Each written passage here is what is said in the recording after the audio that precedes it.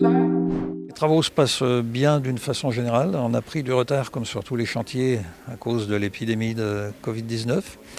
On redémarre, les entreprises ont un effectif réduit, mais qui petit à petit va remonter en quantité.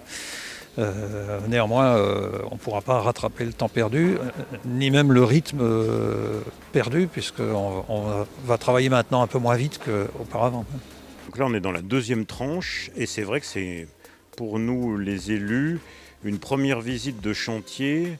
Donc là, nous avons souhaité que le chantier reprenne pour bien sûr que, d'un point de vue économique, que les entreprises concernées soient à nouveau au travail.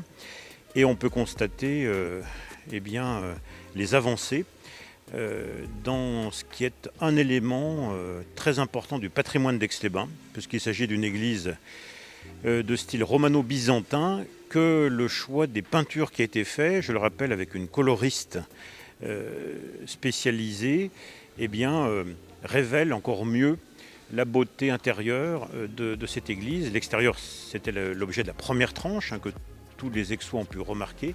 Alors la majorité des choix ont déjà été faits et il restait à faire des choix pour le parvis devant l'église et puis à confirmer les choix pour les sols intérieurs.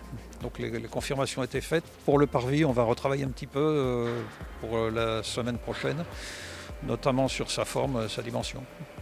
C'est son importance, sa durée. C'est un chantier qui dure maintenant depuis 1 an et demi, qui est important sur Aix-les-Bains, qui est très visible. Donc pour l'instant, je crois qu'on a des bons retours. À l'extérieur, les gens semblent contents. L'église a rajeuni. À l'intérieur, pour l'instant, peu de gens l'ont vu, mais ceux qui l'ont vu semblent contents également. À l'extérieur, on a rénové totalement les façades et fait des reprises en toiture. On n'est pas sur une rénovation globale puisqu'une partie avait déjà été rénovée. On a remplacé quelques pierres également, notamment la croix côté nord. Et puis sur l'intérieur, c'est une rénovation vraiment importante puisqu'on refait toutes les peintures, on reprend les voûtes, on travaille sur des endroits qui étaient fissurés. On va refaire complètement les sols. On va travailler sur un sas également pour le rendre accessible aux personnes handicapées à mobilité réduite.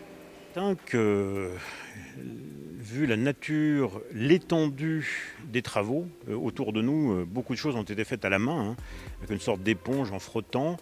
Les travaux extérieurs ont été longs aussi et ont remis vraiment en sécurité des aspects extérieurs du bâtiment et puis son esthétique.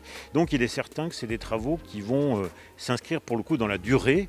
On ne peut pas imaginer des travaux à nouveau pour cette église avant plusieurs décennies, c'est évident.